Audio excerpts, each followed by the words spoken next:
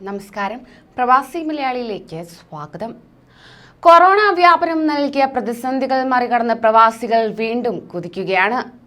പഴയ പ്രതാപം വീണ്ടെടുത്ത പ്രവാസികൾ തിരിച്ചെത്തുന്നു.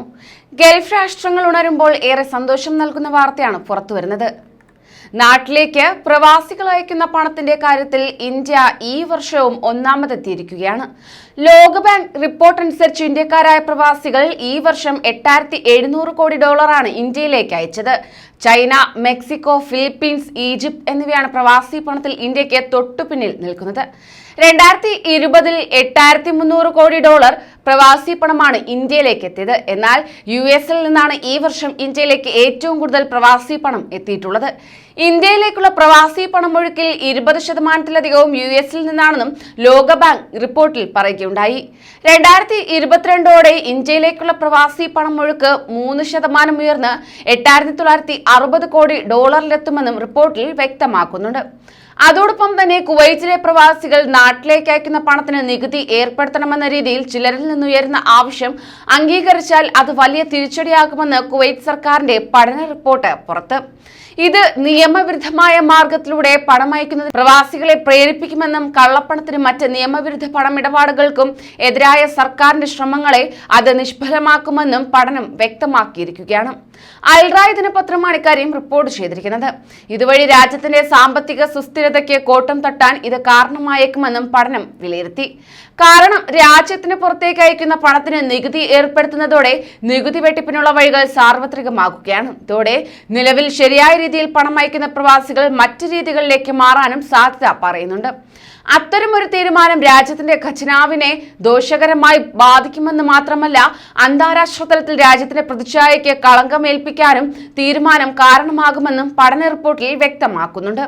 അന്താരാഷ്ട്ര നാണയനിധിയുടെ നിർദ്ദേശങ്ങൾക്ക് വിരുദ്ധമായ തീരുമാനം കൈക്കൊള്ളുന്നതിലൂടെ സാമ്പത്തിക വാണിജ്യ കേന്ദ്രമെന്ന കുവൈറ്റിന്റെ അവകാശവാദത്തിന് ഇത് എതിരാകുമെന്നും പഠനത്തിൽ കണ്ടെത്തുകയും ചെയ്തു. അതേസമയം 2020 പ്രവാസി തൊഴിലാളികൾ നാട്ടിലേക്ക് അയച്ച തുക രാജ്യത്തിന്റെ മൊത്തം ആഭ്യന്തര ഉൽപാദനത്തിന്റെ 12.9% വരുമെന്നാണ് കണക്കുകൾ ചൂണ്ടിക്കാണിക്കുന്നത്. ഇതിൽ ഏറ്റവും കൂടുതൽ പണം അയച്ചത് ഇന്ത്യക്കാരാണ്, 29.5%. 24.2% ഈജിപ്താണ് തൊട്ടുപിറകിൽ. Bangladesh 9%, Philippines 4.9%, Pakistan 4.3%, Sri Lanka 2.1%, Jordan 1.9%, Iran 1.3%, Nepal 1.2%, Lebanon 0.8% എന്നിങ്ങനെയാണ് മറ്റ് രാജ്യങ്ങളിൽ നിന്നുള്ള പ്രവാസികൾ രാജ്യത്തിന് പുറത്തേക്ക് പണം അയക്കുന്നവരുടെ ശതമാന നിരക്കുകൾ എന്നത്. കുവൈറ്റിൽ നിന്ന് വിദേശികൾ നാടുകളിലേക്ക് അയക്കുന്ന പണത്തിന് നികുതി ഏർപ്പെടുത്തണമെന്ന ആവശ്യം നേരത്തെ തന്നെ കുവൈറ്റ് പാർലമെന്റ് അംഗങ്ങൾ ഉന്നയിച്ചിരുന്നു. പ്രവാസികൾ നാട്ടിലേക്ക് അയക്കുന്ന പണത്തിന്റെ നിശ്ചിത ശതമാനം നികുതിയായി ഈടാക്കണമെന്ന നിർദ്ദേശം രാജ്യത്തെ എല്ലാ ബാങ്കുകൾക്കും ധനകാര്യ സ്ഥാപനങ്ങൾക്കും നൽകണമെന്നാണ് പാർലമെന്റിനോട് എംപിമാർ ശുപാർശ ചെയ്തിരുന്നത്.